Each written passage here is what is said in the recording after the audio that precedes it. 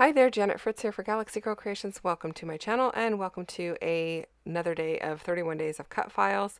And this is a some assemblage required video. So I'm using a bunch of wood veneer from MK's shop.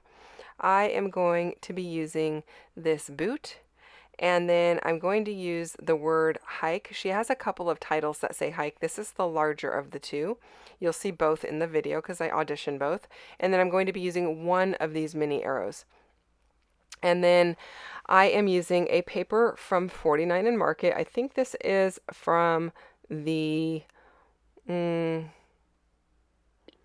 Nature Study collection. I don't know, I just drew a blank for a second there. I am also using that stencil from All in Create, which was in one of the monthly boxes from MK over in her shop. So I'll put links down below to all of those in case you are interested in those. I am using our little hiker guy cut file today. And I really love the size of this guy because he's not taking up my whole page, but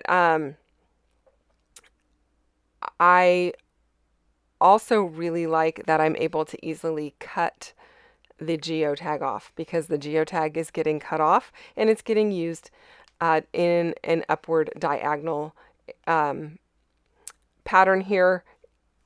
So it's going to work great for what I'm working on. I have some photos that were left over from the kit conspiracy we did in April using, oh my gosh, was it April? I think it was April. Maybe it was November.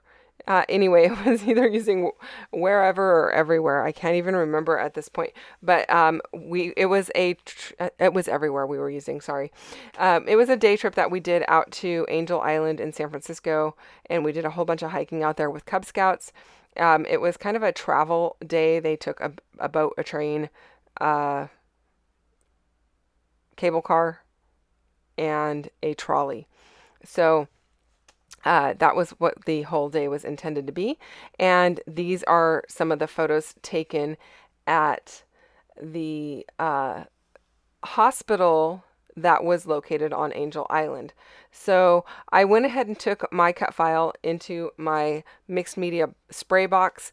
I sprayed it with a couple of different shades of green. I used chopped pesto. I did use a little bit of brown. I ended up going over it with some desert sand shimmer spray from Dilutions.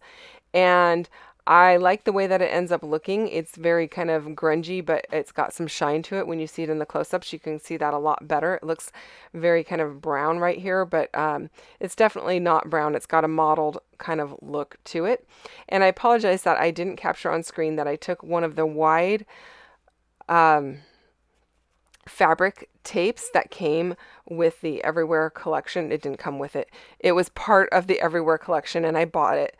And so I put that across the bottom of my layout, and then I took one of the washi tapes that have the numbers and the little black line, and I put that across as well. So I didn't do a whole lot other than that that you didn't see. The rest of it was the frames that were from the same collection, I believe. And I am just kind of using those to kind of layer up my photos. And I'm really liking how it's looking so far. There is a placard on the right hand side that talks about Camp Reynolds, which is on that island. It's a military installment or a base or whatever. I don't know what they call it. It's part of the military back in the day. And there was a hospital on Angel Island. It is no longer there other than to go and visit. It's not active is I guess what I'm trying to say. And so I wanted to capture that. I've got a photo of my son sitting in front of it, and I think it looks really cool. And then there is some information again on the two placards, so I don't feel like I have to write a whole bunch on here. You can kind of read it for yourself by looking at the photos, which is kind of nice. I do have one more layout that I need to do for this particular trip to be completed, and I will be doing that later this week, and it will be a companion page to this one. So I did fill in the top frame with some gray paper that was in my stash or in my scraps. just because I knew you were going to see around the outside of the photo between the photo and the frame, because the photo is not big enough to actually fit in that frame. And when I put my foam down, I put it down a little bit too far over, so it was kind of pushing against the frame and giving it a lump. So at the top I just cut that piece of foam out, and then I've got two frames that are overlapping here, and I don't know what I was thinking. I should have cut it before I put my photo down, but I didn't, so I'm pulling my photo back. Also have the same problem with this one, and the foam being too far to the right, so it's resting on the frame. Yeah, it was just kind of a hot mess putting this together, but it all came out in the end, and I'm really happy with the results.